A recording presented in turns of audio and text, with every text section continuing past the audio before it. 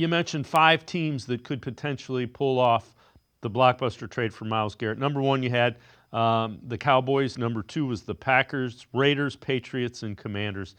Take us through that. And again, you wrote an article on this, so kind of the rationale behind those.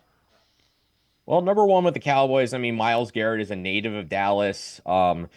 And I think for the Cowboys, they've gone through a pretty rough, 2024 season. They had the contract issues with Dak Prescott and CD Lamb that they had to work through. They did not play well this season, last season, finishing 7-10. They just hired Brian Schottenheimer as their next head coach.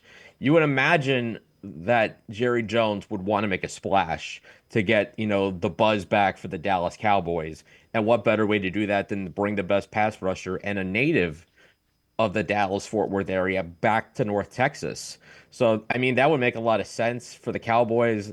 They only have a couple $1 million of cap room, but doing quick look at over the cap.com, if you restructure the salaries of Dak Prescott and CD Lamb, that frees up an extra almost $58 million. So you can make that work, especially if that 12th overall pick was in play. With the Green Bay Packers as the second team, that to me is the most intriguing because while they have low end first round picks, they have something these other teams don't have, a quarterback that you can get in Malik Willis.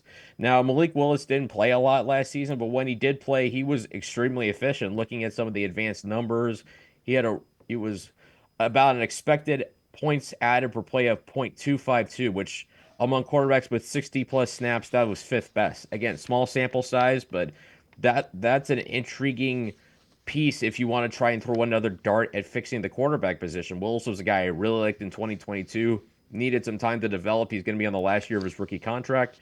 If you're trying to get a quarterback out of this, Green Bay might be the best bet for you.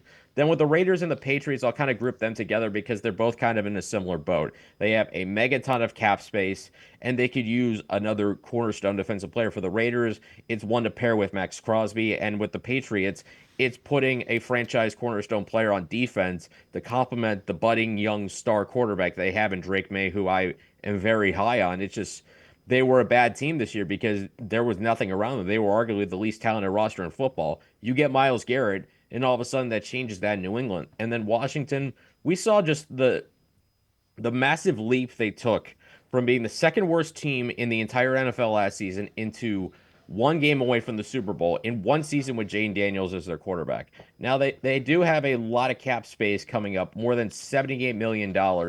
But again, it's a situation kind of like the Packers where because you would imagine the picks are going to be so low that maybe a player gets put in there. And if you trade for Myles Garrett, maybe you would have to give up on Jonathan Allen or Daron Payne, and then the Browns could still get a star level defensive lineman into that room. You're not going to replace Myles Garrett, but if you can at least get a high level starter at defensive tackle to replace him, and at least to put on the defensive line, at least you have something there to work with while you add to it with those future assets you're going to get back from Myles Garrett.